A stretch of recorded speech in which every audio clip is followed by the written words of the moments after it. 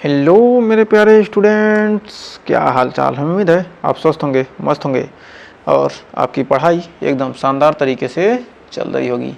तो हमने चौथा चैप्टर कर लिया है समाप्त। तो आज हम पढ़ने वाले हैं इसके बहुत ही शानदार शानदार बोर्ड परीक्षा वाले क्वेश्चन, यानी बोर्ड परीक्षा वाले प्रश्न के बारे में पढ़ेंगे। बोर्ड परीक्षा में कैसे प्रश्न आपके पूछे जाते हैं। तो हमने प्रीवियस ईयर के बहुत ही शानदार शानदार क्वेश्चन लेकर आज हाजिर हैं। तो सेशन को एंड तक देखिएगा। सेशन को एंड तक देखेंगे तब आपको समझ में आएगा कि कौन कौन से क्वेश्चन आपके एग्जाम में पूछे जाने वाले हैं। तो आइए शुरू करते हैं, समय न बर्बाद करते हैं। करा टूट कर जो मुस्कुरा दे उसे कैसे कोई हरा दे। जो टूट गया, एकदम हर चीज़ तरह से बिखर गया, वो फिर भी मुस्कुरा रहा है तो उसे कोई हरा नहीं सकता। आपकी ज़िंदगी में बहुत सारी परेशानियाँ आई, लेकिन क्या हो गए, आप उसका डट कर मुकाबला किए और मुस्कुराते हुए किए, तो आपको कोई हराने वाला पैदा नहीं हुआ है। तो आइए शुरू करते हैं अपने क्वेश्चन को। तो पहला क्वेश्चन आपके स्क्रीन पर 1 नंबर का क्वेश्चन आ चुका है। जितने भी क्वेश्चन करा रहे हैं आप अपने मन से भी कीजिएगा और चेक कीजिएगा कि आपने जो क्वेश्चन किया सही है कि नहीं। तो करा KMnO4 में Mn की यानी मैग्नीज की ऑक्सीकरण संख्या क्या होगी। तो KMnO4 में KMnO4 तो पोटेशियम की ऑक्सीकरण संख्या अवस्था क्या होती है, +1। मैग्नीज की पूछ रहा क्या होगा, +X मान लेते हैं। और ऑक्सीजन की कितनी होती है, 2 गुणे ऑक्सीजन की कितनी है, 4 ऑक्सीजन है ना। तो ऑक्सीजन की एक ऑक्सीजन पर क्या उतना होता है, -2। तो यानी हो गया 4 दूनिया 8, 8 में से क्या हो गया, -8 हो गया, -8 + 1 यानी 7। तो यानी क्या हो गया, X बराबर क्या हो जाएगा, -8 है यानी क्या हो गया, X बराबर +7। X बराबर आ गया +7। तो हमारा ऑप्शन नंबर डी वाला सही हो जाएगा। तो उम्मीद है इस क्वेश्चन में आपको कोई डाउट नहीं होगा। फिर कह रहा निम्नलिखित में से किसमें अयुग्मित इलेक्ट्रॉन की संख्या अधिकतम है। तो अयुग्मित इलेक्ट्रॉन की संख्या किसमें अधिकतम है, तो आइए चेक करते हैं। क्योंकि हम Mg++ का हम लिखेंगे इलेक्ट्रॉनिक विन्यास हो जाएगा, तो 1s2 2s2 2p6 2p6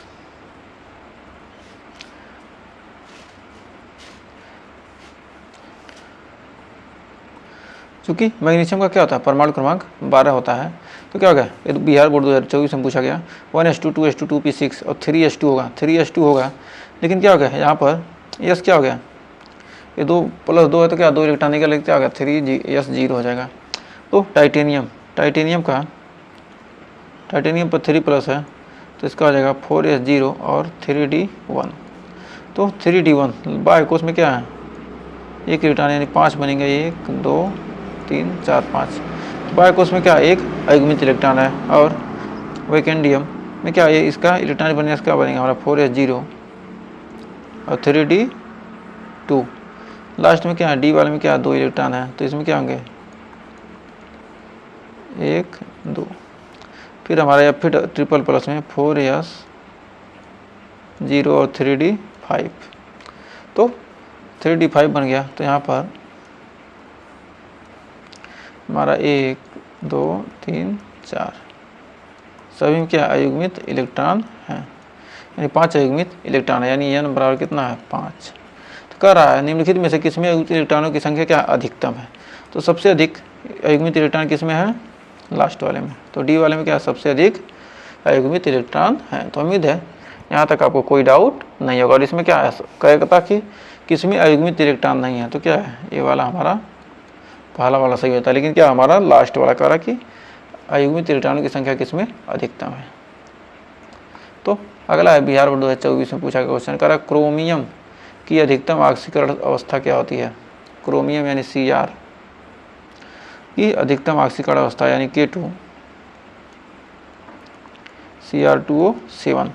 तो इसमें क्या है, पोटेशियम की क्या हो जाएगा +2 और Cr2 उसका 2 है तो क्या हो गया +2x +7 गुणे -2 7 गुणे -2 यानी 7 दूनी 14 यानी बराबर 0। 7 दूनी 14, इसमें भी क्या होगा, इसमें भी बराबर 0 कर देंगे। 7 दूनी 14 -14 और ये +2 हो गया -12 यानी 2x बराबर 12। तो x बराबर कितना हो जाएगा 6। तो क्रोमियम का क्या हो गया +6। तो अधिकतम ऑक्सीकरण अवस्था पूछ रहा है क्या, +6, और ये +3 का अर्थ क्या हो जाता है, अस्थाई। अस्थाई का अर्थ क्या होता है, +3, और कह रहा है कि अधिकतम ऑक्सीकरण अवस्था क्या होगा, +6। तो उम्मीद है यहाँ तक कोई डाउट नहीं होगा। तो फिर अगला है, कह रहा Cu++, जहाँ Z बराबर 39 आयन में अयुग्मित इलेक्ट्रॉनों की संख्या में अयुग्मित कितने इलेक्ट्रॉन हैं। तो हम जानते हैं कॉपर का क्या होता है, 29,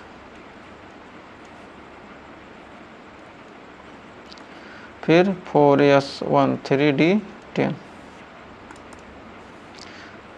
4s1 3d10, ये क्या हमारा कॉपर का है। और कॉपर डबल प्लस Cu++ का हो जाएगा 4s⁻0 और 3d9,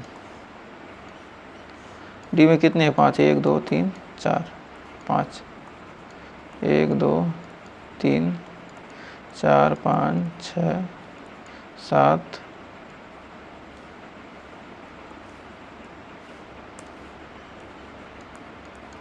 8 9,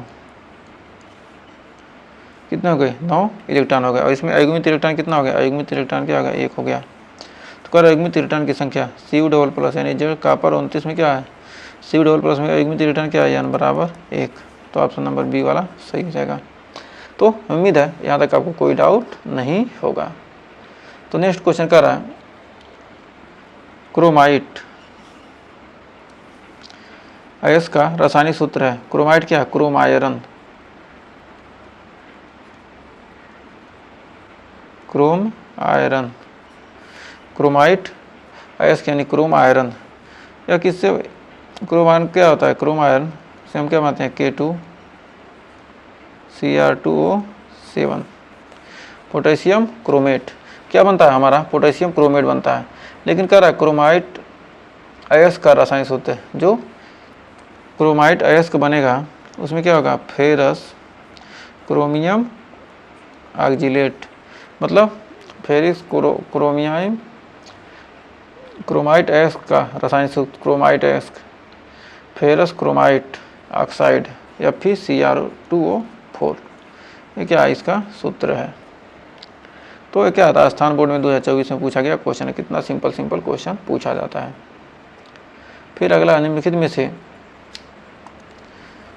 किसे मुद्रा धातु, मुद्रा मतलब क्या, सिक्का, मुद्रा का मतलब क्या होगा, सिक्का। तो लोहे का सिक्का बनेगा, नहीं।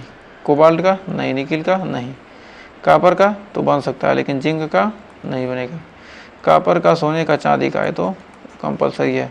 सोने का बनेगा लेकिन प्लेटिनम का नहीं। तो इस प्रकार हमारा बिहार बोर्ड 2023 में आया गया क्वेश्चन, बहुत ही शानदार क्वेश्चन था। फिर हमारा अगला क्वेश्चन है, करा इतना और डाटा और एक्टिनाइड आंतरिक संक्रमण तत्व कहलाते हैं। तो हमारा लेंथेनाइड और एक्टिनाइड दोनों कहलाते हैं।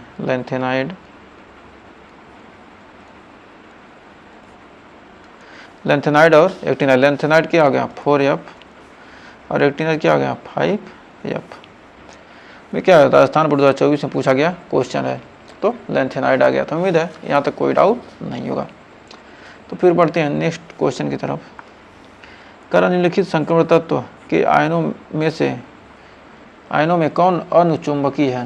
निम्नलिखित संक्रमण तत्व में क्या है, आयनों में कौन क्या है, अनुचुंबकीय है। तो अनुचुंबकीय कौन होगा, तो जो हमारा Ag+ है इसका 5s⁻0 और 4d⁻10। तो इसमें क्या होगा, अनुचुंबकीय का मतलब क्या, अयुग्मित इलेक्ट्रॉन,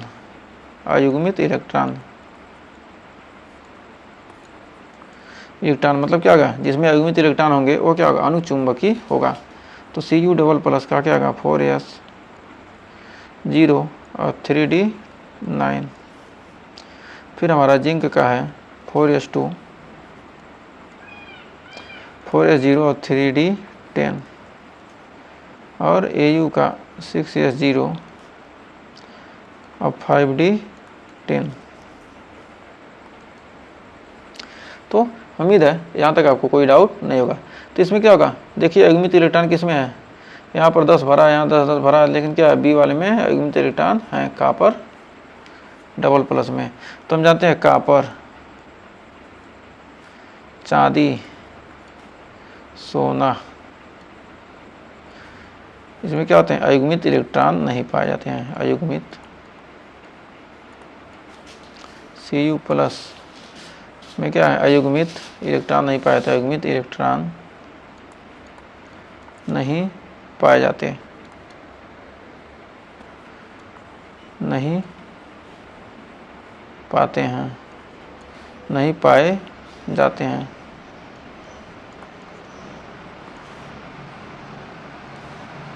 नहीं पाए जाते हैं क्या होता है, अयुग्मित इलेक्ट्रॉन क्या होता है, इसमें नहीं पाए जाते हैं। तो उम्मीद है यहाँ तक आपको अच्छे से क्लियर हो गया होगा। तो आइए अगला क्वेश्चन देखते हैं। तो कह रहा है कॉपर डबल प्लस में Z=29 का इलेक्ट्रॉनिक विन्यास है। तो आर्गन क्या होता है, 18, आर्गन 18 होता है और हमको 29 चाहिए यानी 11। Helium 2 neon 10 argon 18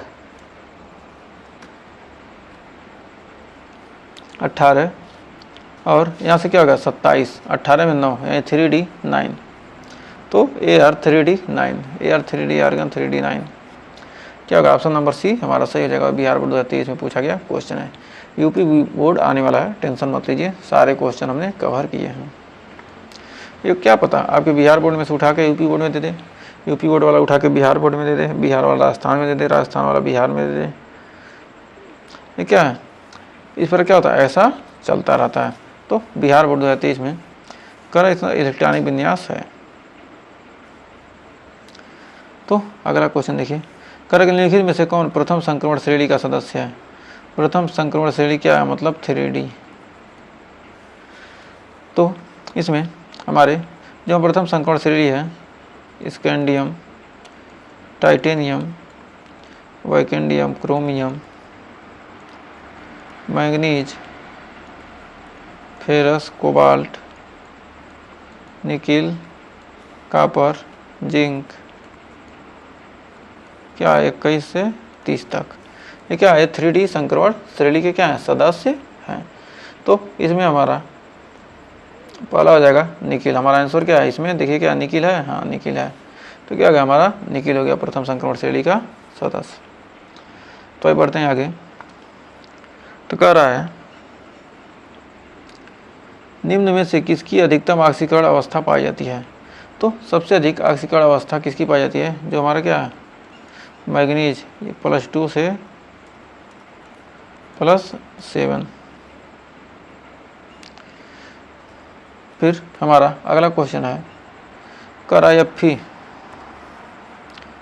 double plus तथा Fe ट्रिपल प्लस में कौन सा अम्ल, कौन सा आयन अधिक अनुचुंबकीय है और क्यों।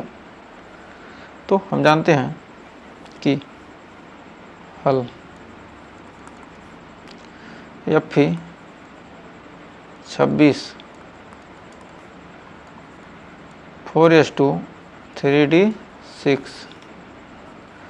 या Fe डबल प्लस, यह आ जाएगा Fe double plus, Fe double plus में क्या होंगे, 2 इलेक्ट्रॉन निकल जाएगा तो हो जाएगा हमारा 4s0 3d6। फिर करें Fe ट्रिपल प्लस में क्या होगा 3d 3 Fe ट्रिपल प्लस में 4s0 3d5, 4s0 और 3d5। तो हम यहाँ पर देख रहे हैं अयुग्मित इलेक्ट्रॉन डी में क्या है, अयुग्मित इलेक्ट्रॉन 1 2 3 1 2 3 4 5 1 2 3 4 5 6। इसमें अयुग्मित इलेक्ट्रॉन कितने हैं, 4 हैं। तो कह रहा है अब इसमें अयुग्मित इलेक्ट्रॉन कितने हैं, 1 2 3 4 5 1 2 3 4 5। तो यहाँ पर क्या होगा, इलेक्ट्रॉनों की संख्या हमने लिख दिया। लेकिन क्या है Fe ट्रिपल प्लस में क्या अयुग्मित इलेक्ट्रॉन की संख्या क्या है, अधिक है, n = 5 और n = 6। n बराबर 5 और n बराबर कितना है 4 है। तो हम लिख सकते हैं कि Fe 3 प्लस के डी कक्षक के 3 प्लस के डी कक्षक के डी कक्षक में 5 अयुग्मित इलेक्ट्रॉन है। डी कक्षक में 5 अयुग्मित इलेक्ट्रॉन है, अयुग्मित इलेक्ट्रॉन है। अतः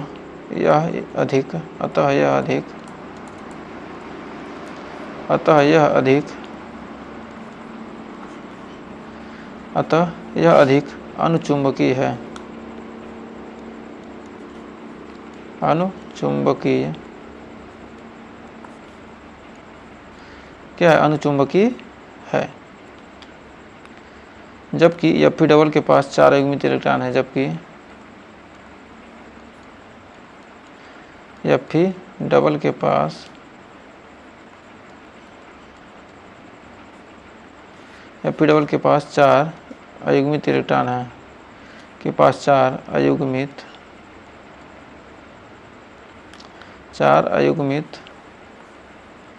इलेक्ट्रॉन है। तो उम्मीद है यहाँ तक आपको अच्छे से क्लियर हो गया होगा। तो जितना दिया है इससे ज़्यादा आपको क्या एग्जाम में लिखने की ज़रूरत नहीं है। तो क्या यहाँ पर इसको अब दिख नहीं रहा था सही, तो अयुग्मित Fe, जबकि Fe डबल के प्लस 2 अयुग्मित इलेक्ट्रॉन है, 2 अयुग्मित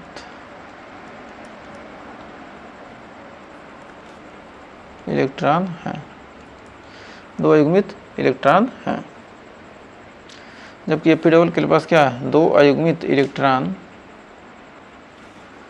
Fe डबल प्लस के पास 2 कर है 4 अयुग्मित इलेक्ट्रॉन, 1 2 3 4। Fe डबल प्लस के पास 4 अयुग्मित इलेक्ट्रॉन हैं। तो उम्मीद है यहाँ तक आपको कोई डाउट नहीं होगा। तो आइए बढ़ते हैं आगे। इसका दूसरा पार्ट, ये तो क्या था हमारा पहला पार्ट था। तो पहला पार्ट इसका देख लिया कि Fe double plus Fe triple plus में क्या है, में कौन सा अधिक आयन अधिक अनुचुंबकीय है। इसके लिए Z डबल प्लस रंगीन होते हैं, जबकि Ni डबल प्लस लवण रंगीन होते हैं। तो आइए इसका दूसरा पार्ट देखते हैं। दूसरा Zn double plus zinc double plus रंगीन है, रंगहीन है, जबकि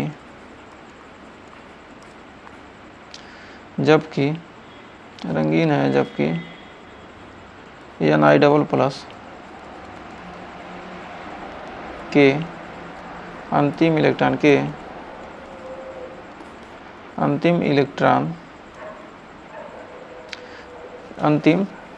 Ni डबल प्लस के अंतिम डी कक्षक में अयुग्मित इलेक्ट्रॉन पाए जाते हैं।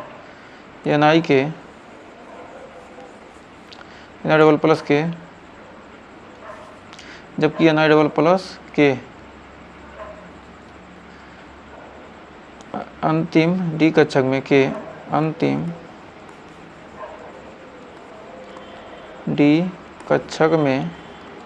अंतिम डी कक्षक में अयुग्मित इलेक्ट्रॉन पाए जाते हैं। कक्षक में अयुग्मित इलेक्ट्रॉन पाए जाते हैं। अयुग्मित इलेक्ट्रॉन क्या होते हैं? पाए जाते हैं। तो यहाँ पर जैसे क्या nickel double plus Ni 2 plus, तो हो जाएगा 4s0 और 3d8, 4s0 और 3d8, जिसमें क्या है डी में क्या है 5 इलेक्ट्रॉन, 1 2 3, कितने हैं 1 2 3 4 5 6 7 8। तो तो क्या n बराबर कितने हैं 2। अयुग्मित इलेक्ट्रॉनों की संख्या कितनी है 2 है। तो उम्मीद है यहाँ तक कोई डाउट नहीं होगा। तो एक क्वेश्चन और आइए देखते हैं। तो कह रहा है कि कारण देते हुए स्पष्ट कीजिए कि संक्रमण धातुएं और उनके अधिकांश यौगिक अनुचुंबकीय हैं। तो कारण देते हुए क्या करना है, इसको स्पष्ट करना है कि जो संक्रमण धातुएं हैं उनके बीच अधिकांश यौगिक क्या हैं, अनुचुंबकीय हैं। तो कह सकते हैं उत्तर में क्योंकि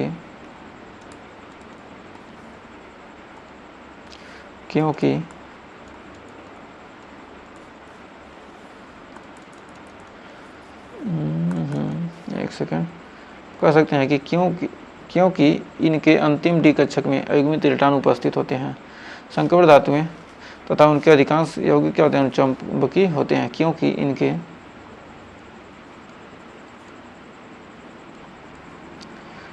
इनके अंतिम डी कक्षकों में अंतिम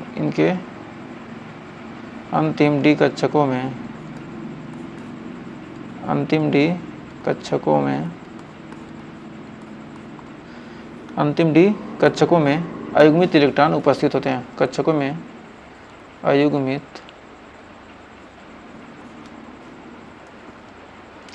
इलेक्ट्रॉन उपस्थित होते हैं। फिर अगला है दूसरा पॉइंट, कह रहा है संक्रमण धातुएं तथा इनके अनेक यौगिक उत्तम उत्प्रेरक का कार्य करते हैं। तो संक्रमण धातुएं सदैव लिख सकते हैं, संक्रमण धातुएं सदैव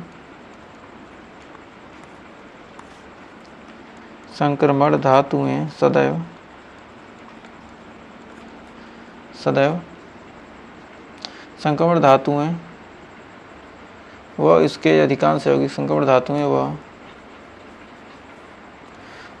व उसके संक्रमण धातुएं व उसके संक्रमण धातुएं और इनके अधिकांश यौगिक संक्रमण धातुएं व इनके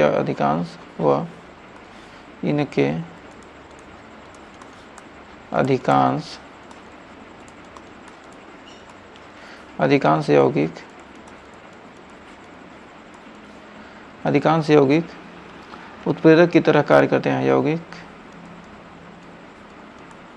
उत्प्रेरक की तरह कार्य करते हैं। कहते हैं उत्प्रेरक की तरह कार्य करते हैं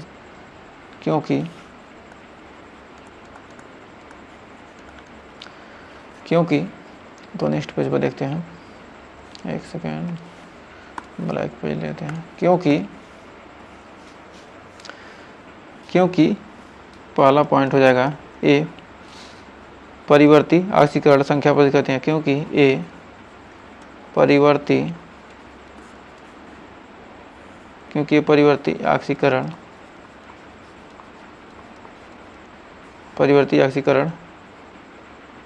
संख्या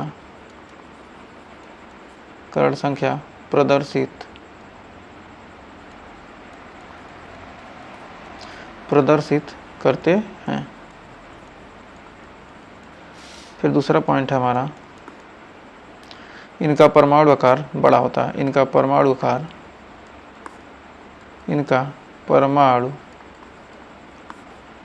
आकार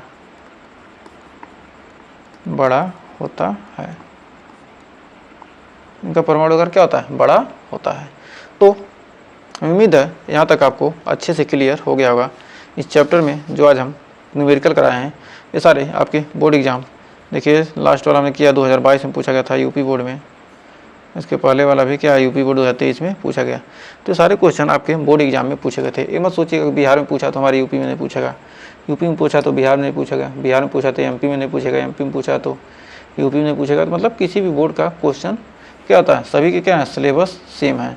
जब सिलेबस क्या है सभी के सेम है, थोड़े से बिहार बोर्ड में 2-3 चैप्टर एक्स्ट्रा हैं, 4-5 चैप्टर, बाकी सभी बोर्ड के क्या हैं जो हमारे सिलेबस हैं, बाकी जो चैप्टर दिया है सिलेबस क्या है सेम है।